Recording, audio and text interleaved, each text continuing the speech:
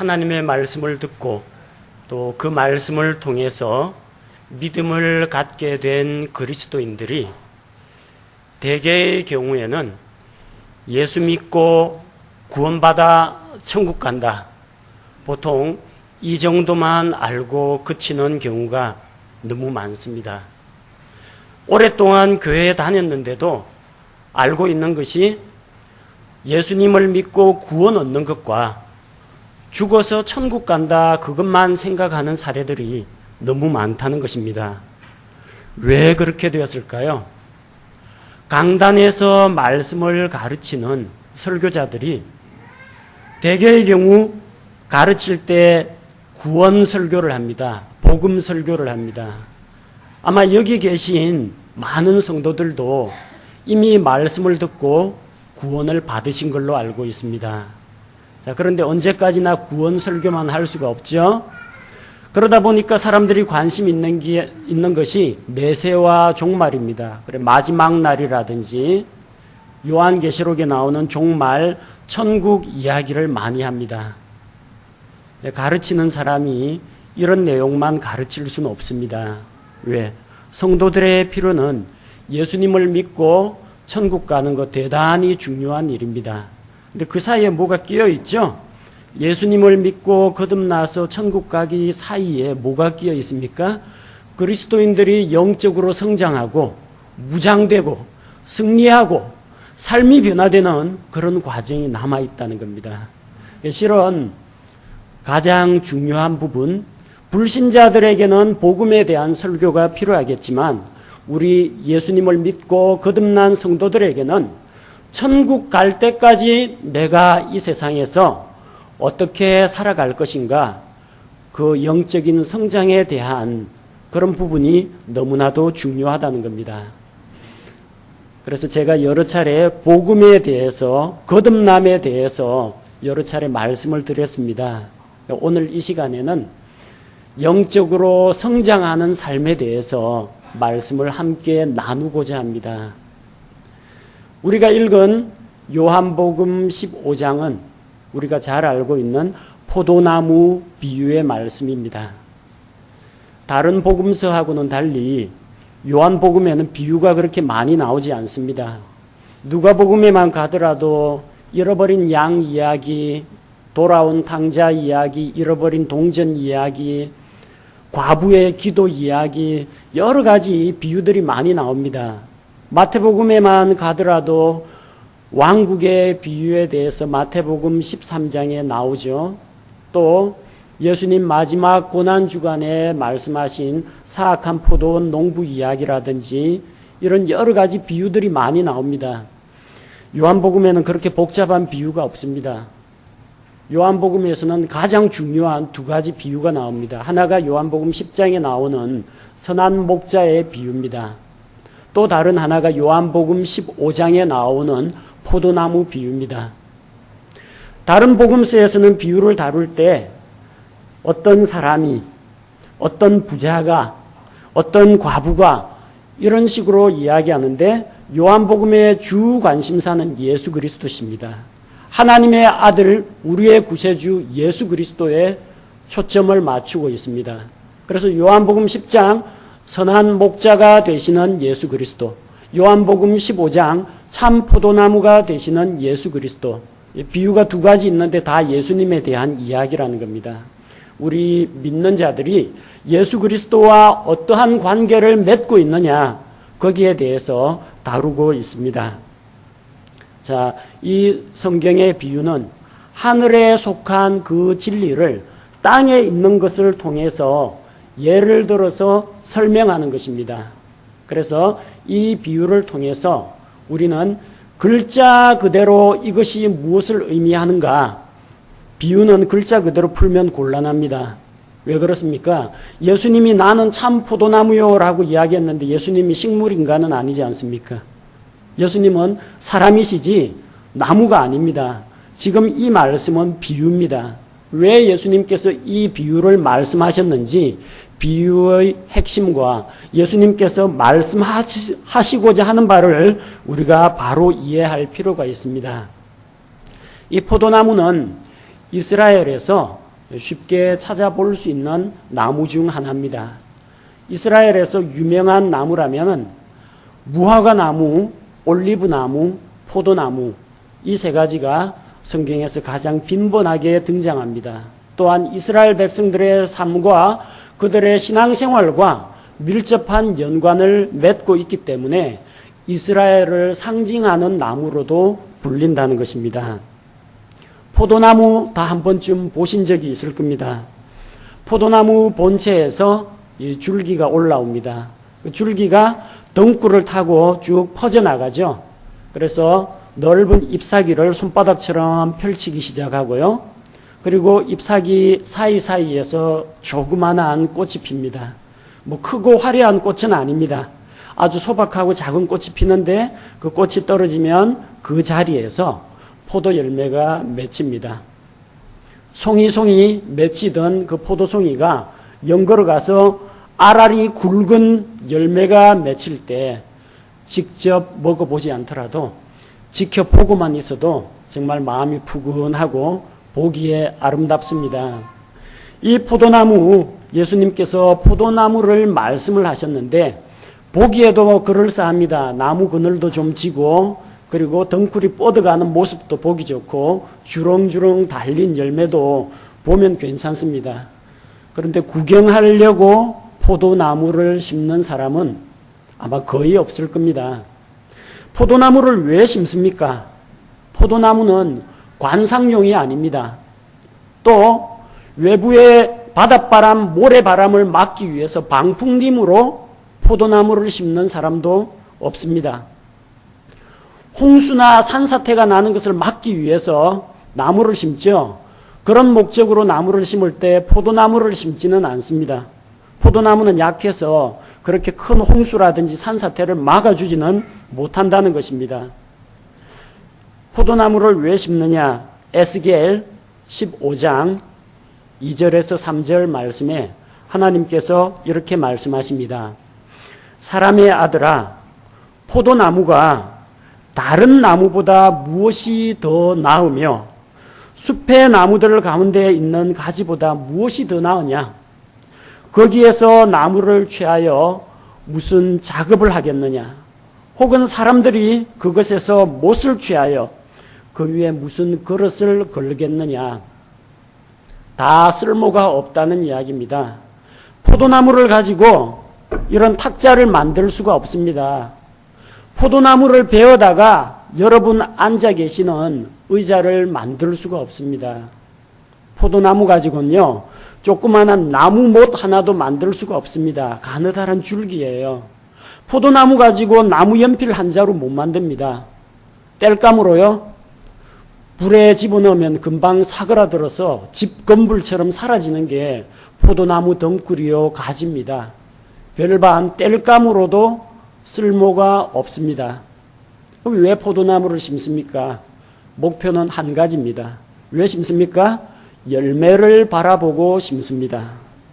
포도나무는 포도나무에서 나는 열매를 얻기 위해서 심고 가꾸는 것이지 그걸 가지고 관상용으로나 꽃을 구경하거나 그걸 가지고 목재를 가공하기 위해서 심는 것이 아니라는 겁니다.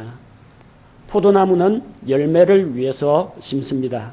예수님께서 자신을 가리켜서 참 포도나무요 너희는 가지라고 말씀하셨을 때 우리에게 무엇을 기대하십니까? 열매 맺기를 기대하신다는 것입니다. 그래서 오늘 이 포도나무의 비유를 통해서 우리가 어떻게 하면 열매를 맺을 수 있는지 열매 맺는 삶의 비결에 대해서 함께 말씀을 나누고자 합니다.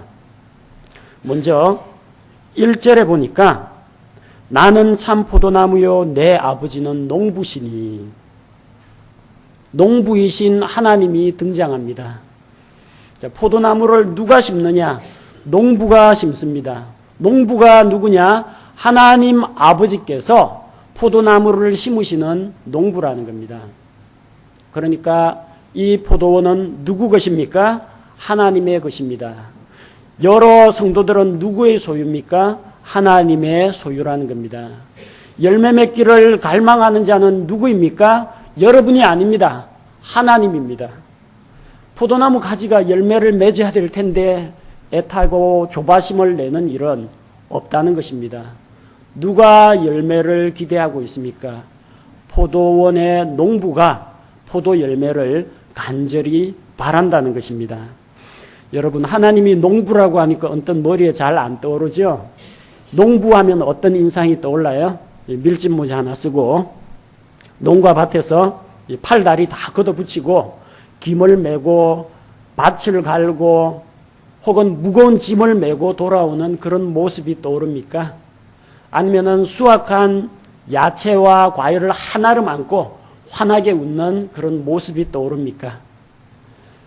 아니면은 논과 밭에서 땀 흘려 일하다가 잠시 풀밭에 앉아서 푸른 벌판과 나무들을 보면서 만족해하는 그런 모습이 떠오릅니까? 여러분이 농부에 대해서 어떠한 이미지를 떠올리시더라도 아마도 농부하면은 부지런히 열심히 일하는 모습이 떠오르실 겁니다.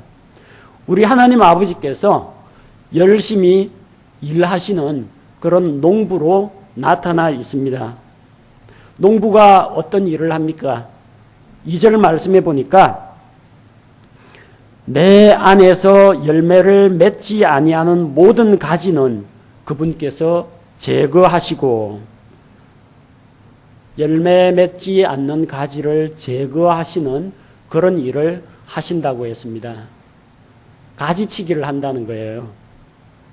쓸모없는 잎과 가지가 있으면 양분이 엉뚱한데 낭비가 되어버립니다. 그래서 여러분 나무 가꿀 때에도 시든 잎이나 가지는 빨리빨리 좀 따줘야 됩니다. 엉뚱한데 자원이 낭비가 되지 않도록. 가지치기 하는 농부의 모습을 떠올려 보십시오. 쓸모없는 가지를 제거합니다. 시든 잎사귀를 제거합니다. 하나님께서 우리의 삶 가운데서 불필요하거나 혹은 전혀 유익을 주지 못하는, 도움이 되지 않는 그런 가지를 쳐내신다는 것을 말합니다. 공부하는 학생들은 목표가 있습니다. 열심히 공부해서 좋은 성적을 얻어야 되겠다, 그런 목표가 있습니다. 그럼 어떻게 해야 됩니까? 쓸모없는 데 시간을 낭비해서는 안 됩니다. 게임을 한다라든지 음악에 너무 심취해 있다라든지 친구들 만나러 다니는데 허송세월을 하면 안 됩니다. 그래서 가지치기를 해줘야 됩니다. 쓸데없는 데 관심을 갖지 못하도록 그런 걸 다 잘라줘야 됩니다. 그래야 공부에 전념할 수가 있습니다. 운동선수들은 목표가 있습니다. 대회에 나가서 우승을 해야 한다. 자기의 이전 실력보다 더 실력을 향상시켜야 한다. 새로운 기록을 세워야 한다. 이런 목표가 있습니다. 그래서 쓸모없는 걸 가지치기를 해야 됩니다. 너무 기름진 음식은 몸에 좋지 않습니다. 적당히 절제를 해야 됩니다. 또한 지나치게 몸을 혹사하는 것도 문제고, 그렇다고 너무 나태하고 게으르게 연습도 운동도 안 하는 것도 문제입니다. 불필요한데 낭비가 되는 그런 시간이나 활동들을 잘라내는 것이 필요하다는 겁니다. 우리 그리스도인의 삶 가운데에서도 쓸데없는 일, 열매 없는 어둠의 일, 이런 것들을 잘라내는 것이 필요합니다. 누가 잘라주십니까? 하나님이 잘라내신다는 겁니다. 문제는 하나님께서 가지치기를 할 때 그것을 순순히 받아들이는 것이 필요하다는 겁니다. 죄와 유혹을 통해서 우리를 넘어뜨리려고 하는 그런 사탄의 음모가 있지만, 하나님께서 우리에 대해서 가지치기를 해주실 때 우리가 겸손하게 그것을 받아들이는 것이 필요하다는 것입니다. 가지치기 당하는 것은 대단히 아픕니다. 나무 입장에서 볼 때는 이 잘려나가는 고통을 감수해야 합니다. 그러나 우리는 한 가지 믿을 수 있는 것이 있습니다. 농부는 가지치기를 할 때 그 나무에 가장 가까이에 있다는 것입니다. 만약 하나님께서 여러분 삶 가운데서 뭔가 불필요한 것, 잘못된 것, 썩은 것, 상한 것을 도려낸다고 하실 때 그때야말로 하나님께서 우리의 삶 가운데 가장 가까이 계시고 가장 가까이에서 지켜보고 계시다는 사실을 우리는 기억해야 합니다. 또 하나님께서 우리에게 어떠한 일을 하십니까? 열매를 맺는 모든 가지는 깨끗하게 하사 그것이 더 많은 열매를 맺게 하신다고 했습니다. 가지를 깨끗하게 하는 일을 하신다는 것입니다. 나뭇 잎사귀에 흙먼지가 뽀얗게 앉아 있으면 제대로 광합성이 안 됩니다. 햇빛을 잘 받지를 못합니다. 나무 잎사귀에 진딧물이 바글바글 들끓고 있으면요, 나무가 나중에는 결국 말라 죽고 병들게 된다는 것입니다. 농부이신 하나님께서 바로 우리 자신을 더러운 것으로부터 깨끗하게 해주심을 우리는 믿어야 합니다. 하나님께서는 우리를 그분의 말씀으로 깨끗하게 해주십니다. 3절 말씀에 보니까 이제 너희는 내가 너희에게 일러준 말로 깨끗하게 되었으니, 하나님의 말씀을 통해서 우리가 깨끗하게 됩니다. 시편 119편 9절 말씀을 보면 청년이 무엇으로 자기 길을 깨끗하게 하리이까? 주의 말씀에 따라 자기 길을 조심함으로 하리이다. 우리는 주님의 말씀을 가까이 하고 그 말씀에 따라서 자신을 조심할 때 더러운 것으로부터, 죄로부터, 유혹으로부터 우리 자신을 지킬 수가 있습니다.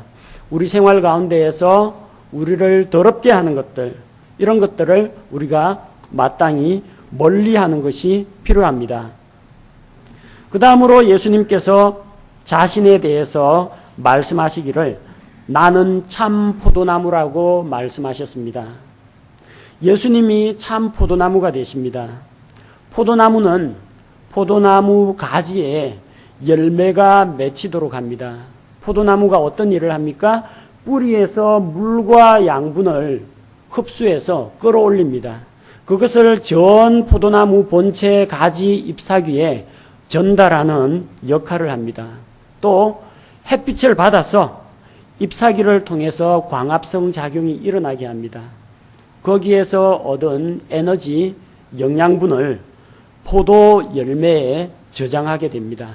그렇게 해서 포도 열매가 맺히는 것입니다. 열매 맺는 삶의 원동력은 포도나무 가지에 있지 않습니다. 포도나무 본체에 있습니다. 가지가 열매를 맺기 위해서 어떠한 노력을 하는 것이 아니라는 겁니다. 우리의 노력으로는 결코 하나님 앞에서 선한 열매를 맺을 수가 없습니다. 우리의 노력을 통해서 가지에 열매를 매달려고 해서는 안 됩니다. 시장에서 포도를 사다가 실로 묶어가지고 포도나무 가지에 묶어 놓는다고 해서 그 포도나무에 열매가 열렸다 말하지는 않습니다. 열매는 안에서부터 솟아나고 안에서부터 밖으로 드러나는 것이 열매이지, 바깥에서 나무 열매를 매달아 놓는 것을 가리켜서 열매 맺는 삶이라고 하지 않습니다. 여러분이 의식적으로 오늘부터 하루에 한 가지씩 착한 일을 하겠다, 여러분이 착한 일을 해서 선행을 매달아 놓을 수는 있습니다. 오늘부터 규칙을 정해서 날마다 새벽 기도회를 나가겠다, 어떤 종교적인 의식을 만들어낼 수도 있습니다. 물론 지켜서 행할 수도 있습니다. 하지만 그렇게 해서 만들어 놓은 그 의식 자체가 여러분을 변화시키는 것이 아닙니다. 열매는 어디에서 나옵니까? 우리의 행실에서 나오는 것이 아닙니다. 뿌리에서부터 올라온 영양분을 통해서 포도나무 본체가 가지에 공급해 주는 것으로 말미암아 열매가 맺힙니다. 그리스도인들의 노력으로 열매가 맺히는 게 아니라 포도나무 본체이신 예수 그리스도의 성품과 그분의 인격과 그분의 신성이 우리의 말과 행동을 통해서, 생활 습관과 나의 인격을 통해서 드러나는 것이 진정한 삶의 열매라는 것입니다. 예수님이 우리에게 열매를 맺도록 영양분을 공급해 주십니다.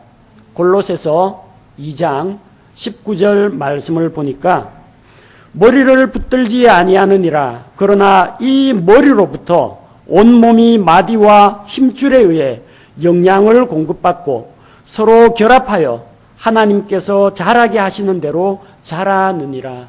교회의 머리는 예수 그리스도십니다. 머리이신 예수 그리스도께서 자기 몸에 속한 각 지체들에게 영양분을 공급해 주시고 성도들이 영적으로 성장할 수 있도록 도와주신다는 것입니다.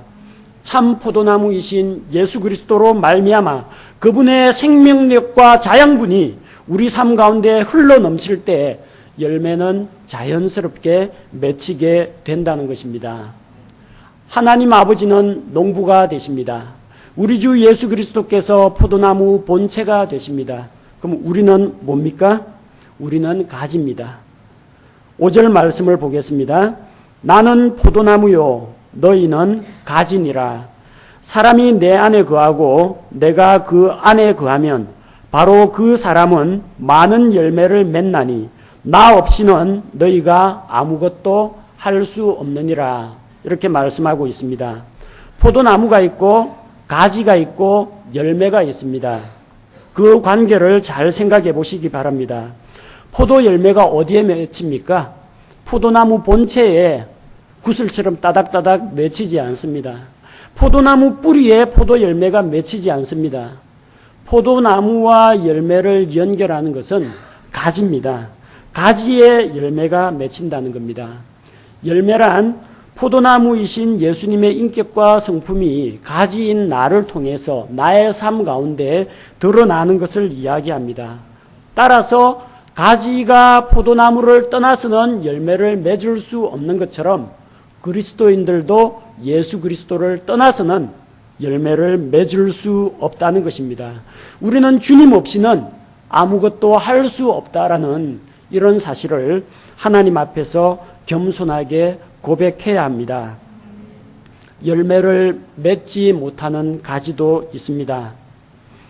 병든 가지, 시든 가지, 꺾여진 가지, 포도나무 본체에 견고하게 붙어 있지 않는 그런 가지들은 열매를 맺을 수가 없습니다. 가지가 포도나무에 붙어 있지 않으면 시들어서 메마르게 됩니다. 말라 비틀어져서 더 이상 열매를 맺기에 적합하지 않게 된다는 것입니다. 자, 그러면 열매 맺지 못하는 가지는 어떻게 된다고 했습니까? 6절 말씀을 보니까 사람이 내 안에 거하지 아니하면 그는 가지처럼 버려져서 시드나니 사람들이 그것들을 모아 불 속에 던져 태우느니라. 이렇게 말씀하고 있습니다. 열매 맺지 못하는 가지, 본체에 붙어 있기만 하면 열매를 맺는데 본체에 붙어 있지 않는 가지는 열매를 맺지 못하고 떨어지는데 그런 가지들은 다 모아서 불에 태워버린다고 했습니다. 이걸 가지고 어떤 분들은 열매 맺지 못하면 지옥불에 들어가는구나 그렇게 생각하는 사람도 있습니다. 그러나 성경은 예수 그리스도를 믿고 거듭난 성도는 한 번 구원을 받았으면 그 구원은 영원한 구원이라고 합니다. 구원받음으로 말미암아 우리는 영원한 생명을 얻습니다. 영존하는 생명을 얻습니다. 글자 그대로 영원한 생명입니다. 중간에 생명이 끊어지거나 사라지거나 하면 영원한 생명이 아니라는 것입니다. 그럼 이 문맥은 무엇을 말하느냐? 열매 맺지 못하면 떨어져서 지옥불에 들어간다는 이야기가 아닙니다. 지금 이 이야기는 구원에 대해서 이야기하는 것이 아니라 열매 맺는 삶에 대해서 이야기하는 것입니다. 따라서 우리가 예수 그리스도와 교제 가운데 있지 않을 때에는 우리가 열매를 맺지 못한다는 것과 주님께 쓰임을 받을 수 없다는 것을 이야기하는 것이지 우리가 구원이 취소당한다거나 지옥의 형벌을 받는다는 그런 이야기가 아닙니다. 우리가 구원받을 때 열매를 맺기 때문에 구원을 받았습니까? 아닙니다. 열매 맺는다는 조건으로 구원받은 게 아니기 때문에 열매가 없다고 해서 구원이 취소되는 일은 없습니다. 구원을 받았기 때문에 열매를 맺는 것이지 우리가 어떤 선한 열매를 맺었기 때문에 하나님이 우리를 구원하신 것이 아니라는 것입니다. 우리는 포도나무이신 예수 그리스도와 연합해 있는 지체입니다. 그러나 우리가 주님과의 교제를 소홀히 하고 하나님의 말씀 가운데 거하지 않을 때는 주님으로부터 오는 그 생명과 그 영양분을 받을 수가 없다는 것을 기억해야 합니다. 열매 맺는 삶에 대해서 많은 사람들이 오해하고 있는 그런 내용들이 있습니다. 포도나무 비유를 통해서 열매 맺어야 된다, 열매 맺어야 된다, 어떻게 하면 열매를 맺을까? 그래서 내가 이것을 할 것인가, 저것을 할 것인가 고민하는 분들이 많습니다. 그러나 성경은 무엇을 말합니까? 포도나무의 가지가 열매 맺기를 갈망하는 것이 아닙니다. 포도원 농부가 가지의 열매가 맺히기를 누구보다도 원하고 있다는 것입니다. 여러분의 삶에 아름다운 열매가 맺히기를 하나님께서 갈망하고 계십니다. 의의 열매를 맺기를 원하십니다. 빛의 열매를 맺기를 원하십니다. 성령의 열매를 맺기를 하나님께서 간절히 원하고 계십니다. 여러분 자신보다 더 안타깝고 더 관심을 가지는 분은 하나님이시라는 겁니다. 2살, 3살 먹은 어린아이가 내가 빨리 달리기를 해야 될 텐데, 내가 빨리 머리가 자라고 좀 공부도 잘해야 될 텐데, 이런 고민하지 않습니다. 누가 고민합니까? 키우는 부모님들이 그런 고민을 합니다. 얘가 잘 자라야 될 텐데, 맛난 것을 먹여야 될 텐데, 영양가 있는 거 먹고 쑥쑥 자라라.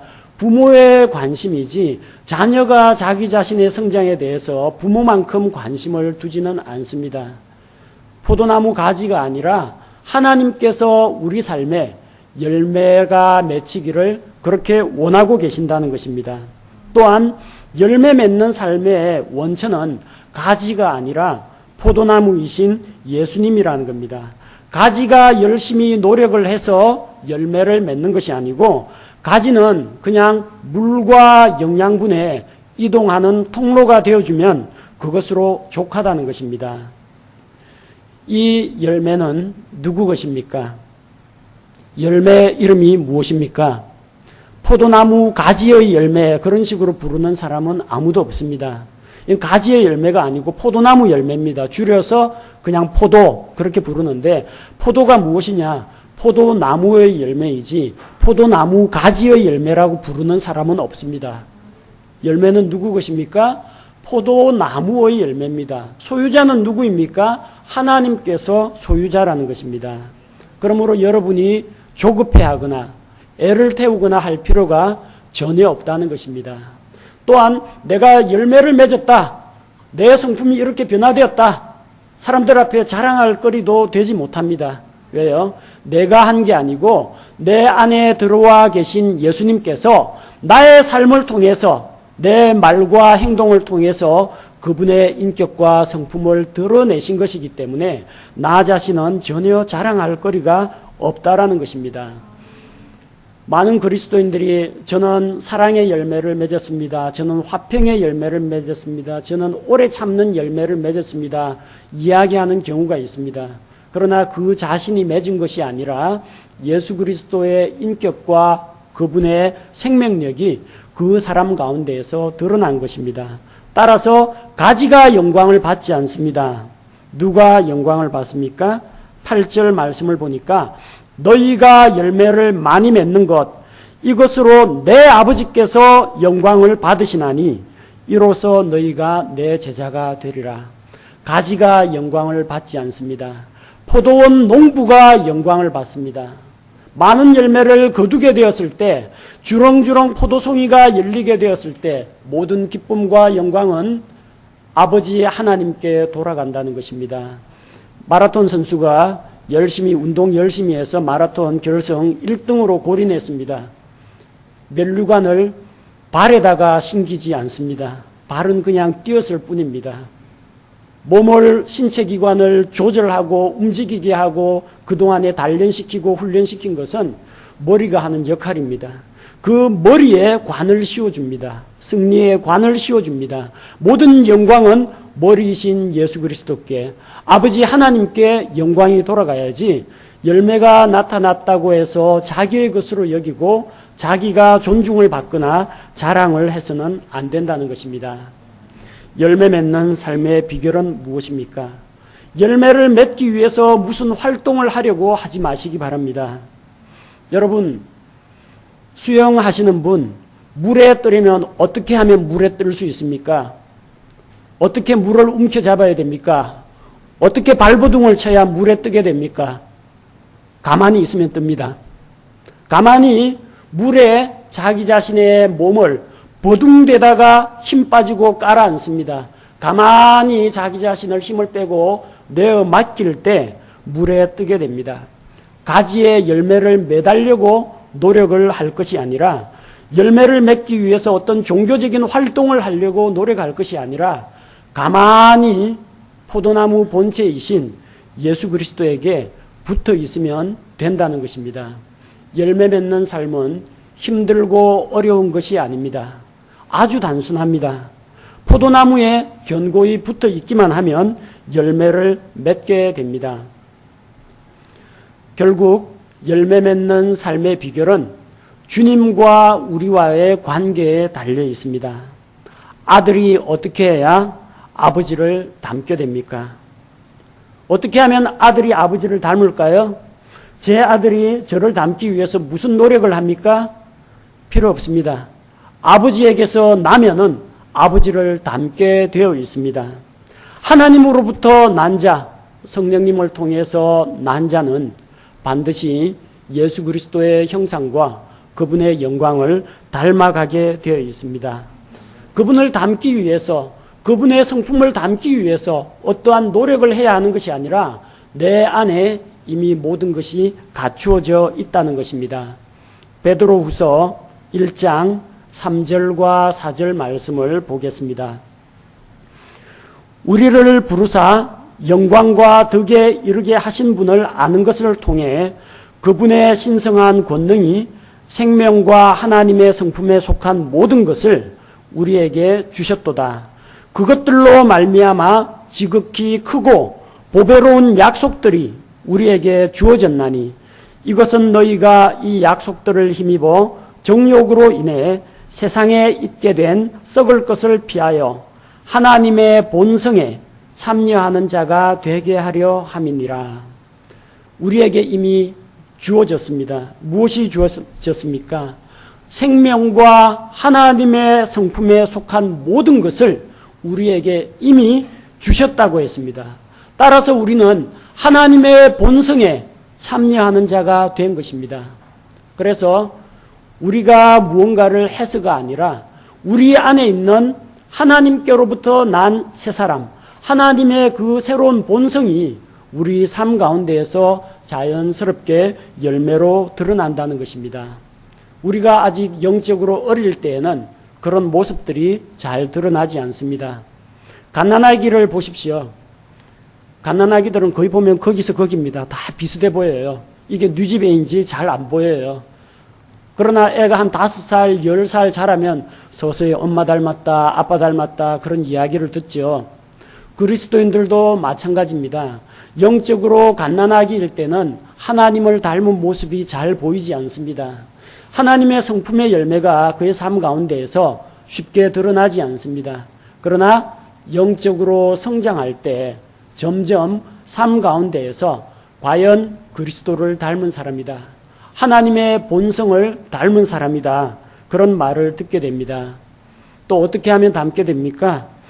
아들이 아버지하고 시간을 같이 하다 보면 닮게 됩니다. 아들이 아버지가 하는 것을 보고 듣고 배우게 됩니다. 여행을 같이 다니고요, 같이 뭔가를 만들고 함께 이야기를 나누다 보면 아버지와 아들은 닮아가게 됩니다. 오랫동안 같이 산 부부들은 남편과 아내가 거의 비슷해요. 닮아갑니다.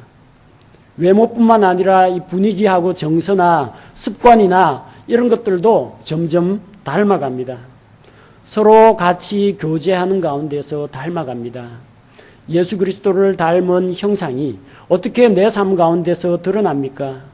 내가 매일 성경 5장 읽는다고? 정해진 시간에 내가 하루에 2시간씩 기도한다고? 그런 활동을 통해서 이루어지는 것이 아니라 자연스럽게 내가 주님을 가까이 하고 주께서 내 안에 거하시고 내가 주님의 말씀 안에 거할 때에 자연스러운 결과로 드러나게 되는 것입니다. 활동을 통해서가 아니라 주님과의 관계를 통해서 이 일이 이루어집니다. 5절 말씀에 보니까 나는 포도나무요 너희는 가지니라. 사람이 내 안에 거하고 내가 그 안에 거하면 바로 그 사람은 많은 열매를 맺나니 나 없이는 너희가 아무것도 할 수 없느니라. 이렇게 말씀하셨습니다. 두 가지 조건을 이야기하고 계십니다. 주께서 우리 안에 거하셔야 됩니다. 예수 그리스도를 구세주로 영접하셨습니까? 그렇다면 주님께서 여러분 안에 거하십니다. 주님께서 우리 안에 거하실 때 주님의 생명력과 주님의 성품이 우리 삶 가운데에서 열매로 드러나게 됩니다. 또 한 가지는 우리가 주님 안에 거해야 합니다. 4절 말씀과 같이 내 안에 거하라 나도 너희 안에 거하리라. 가지가 포도나무 안에 거하지 아니하면 스스로 열매를 맺을 수 없는 것 같이 너희도 내 안에 거하지 아니하면 더 이상 열매를 맺을 수 없느니라. 너희도 내 안에 거하라는 겁니다. 우리도 주님 안에 거해야 합니다. 그분의 말씀 안에 거해야 합니다. 그분의 사랑 안에 거해야 합니다. 그렇게 될 때 주님 내 안에 계시고 내가 주님 안에 있을 때 열매를 맺게 된다는 것입니다. 별다른 노력이 필요한 것이 아닙니다. 주님과의 교제 가운데 여러분을 들이시기 바랍니다. 자신을 하나님께 맡기시기 바랍니다. 농부이신 하나님께 맡기시기 바랍니다. 하나님께서 말씀을 통해서 여러분을 깨끗하게 해주시는 것을 믿음으로 받아들이시고 하나님께서 여러분에게 쓸모없는 헛되이 낭비하는 시간이나 불필요한 열매 없는 어둠의 일에 대해서 가지치기를 할 때 순순히 받아들이시기 바랍니다. 하나님께서 우리를 열매 맺도록 만들어 주실 때에 우리는 우리 자신을 온전히 그분께 의탁하고 주님과 교제 가운데 견고히 붙어 있기만 하면 생명력 있는 예수 그리스도의 그 인격과 성품이 우리의 말과 행실을 통해서 드러나게 됩니다. 말씀의 결론을 내리겠습니다. 농부이신 하나님께서는 우리가 포도나무이신 예수님을 통해서 열매 맺는 삶을 살기를 원하십니다. 열매란 하나님의 완전한 그 형상이 예수 그리스도의 성품이 우리의 말과 행동과 습관과 인격을 통하여 밖으로 드러나는 것을 열매라고 합니다. 포도나무 가지가 포도나무 본체에 견고하게 붙어 있지 않으면 열매를 맺을 수가 없습니다. 주님께 견고히 붙어 있을 때 열매는 저절로 맺히는 것입니다. 열매를 맺기 위해서 노력을 하라는 이야기가 아닙니다. 주님과 교제 가운데 있을 때 열매는 안에서부터 바깥으로 드러나는 것입니다.